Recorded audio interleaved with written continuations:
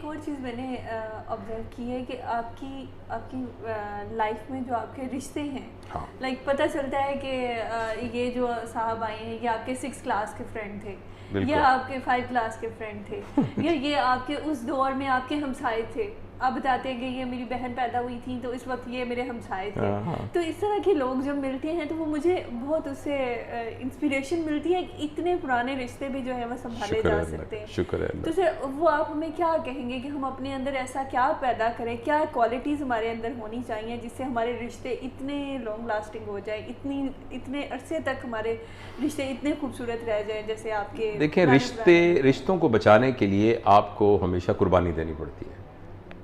रिश्तों को निभाने के लिए उनकी तजदीद करनी पड़ती है, उनको बार बार याद करना पड़ता है, उनको दोहराना पड़ता है और उनको मिलते रहना पड़ता है।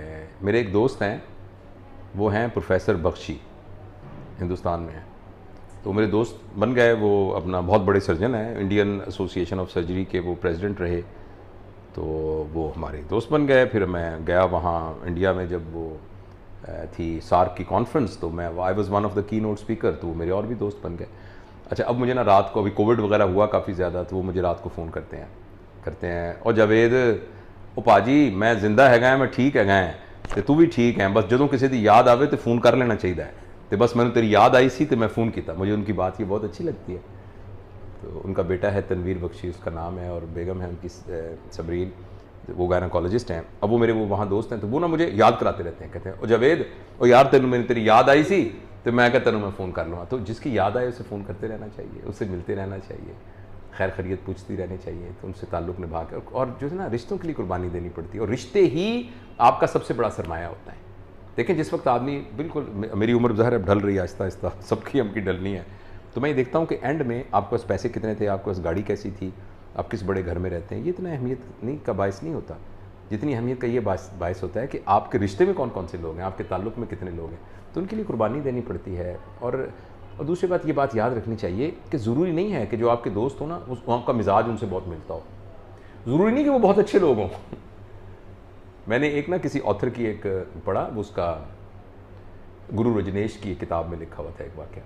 उसने कहा, जिक्र किया इस बात को, अंग्रेज़ी में लिखा हुआ था, मैं उर्दू में कोशिश करता हूँ ट्रांसलेट में, कि वो मेरे दोस्त थे, वो वहाँ रहते थे, उनकी दाढ़ी हमेशा उलझी रहती थी, उनके कपड़े मैले रहते थे, वो पान खाते थे, पान की वजह से उनकी ये यहाँ से ना बाल जो हैं वो हमेशा रंगीन रहते, उनके मुंह से बदबू आती थी, और वो ना गंदे रहते थे बहुत ज़्यादा, बाज़ का गुफ्तगू भी अच्छी नहीं करते थे। आगे उन्होंने लिखा है, I could never like him but I loved him. मेरी बात समझे ना, I could never like him but I always loved him. तो ये दो डिफरेंट बातें हैं। एक बंदे में खूबियाँ होना, उन खूबियों की वजह से उसको अच्छा समझ के मैं उसके साथ लगा हुआ हूँ, ये और बात है। एक आदमी मेरा है, वो मेरा है, वो जैसा भी है वो मेरा है, वो एज अ पैकेज मेरा है। रिश्ते इस तरह निभते हैं, रिश्ते इस बुनियाद पर नहीं निभते कि उसने मेरे साथ अच्छा सलूक किया मैं भी अच्छा सलूक करूँ। ये कारोबार हो गया ना, कि आपने मुझे बिज़नेस दिया मैं भी आपको बिज़नेस देता हूँ। रिश्ते इस बात पे निभते हैं कि उसके साथ मेरा रिश्ता वो जैसा भी है मेरा है। अगर उसके अंदर गलती भी है तो कोई बात नहीं, मैं उस पर बहुत नाराज़ होता हूँ, तुम गलती है तुम्हारे अंदर, मैं उसके साथ आर्गू भी करता हूँ, मगर आर्गू करते हुए भी मैं अपने मोहब्बत के उस दामन को उससे नहीं छोड़ता। तो ये निभाने में अल्लाह का बड़ा शुक्र। आप जानती हैं इस बात को कि हमारे जो फेडरल गवर्नमेंट स्कूल नंबर 1 के 6ठी जमात से 10वीं जमात तक के क्लास फेलोज़, वो 36 लोग अभी तक हम इकट्ठे हैं, 40 की उसमें कुछ बचा। अच्छा, अब 36 इसलिए हो गए कि वो हमारा एक सेक्शन था, सी सेक्शन, अब उसके साथ B section, A section, D, वो भी आ गए हैं, क्योंकि उसी स्कूल में था, उनको पता लगा तो वो भी सारे आ गए। तो कहते हैं मैं हूँ तो उसी क्लास का, मगर मैं बी सेक्शन का हूँ।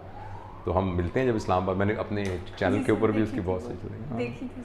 और वहाँ हमने ये कहा कि एक दूसरे को, वहाँ वो एक ब्रिगेडियर साहब हैं और एक पता नहीं क्या साहब हैं, तो हम कहते हैं लेकिन बुलाना निक नेम से है, माजे डबल डेंजरस। तो ये sir, thank you so much sir, आपने इतना कुछ बताया और मुझे बहुत मज़ा आया है, और इंशाल्लाह हमें एक दफ़ा फिर हम बात करेंगे ऐसे। और ज़िंदगी मिली है एक मर्तबा, और ये जो एक सांस है ना, ये मुकम्मल ज़िंदगी है। अब इस एक सांस के अंदर ही सारे दुख, सारे सुख, सारी अजियतें, सारे प्लेजर, सारा सुकून, सारा चैन, सारा ईमान, सारी बेईमानी, वो सारी इसी सांस के अंदर ही हमने गुजारनी है।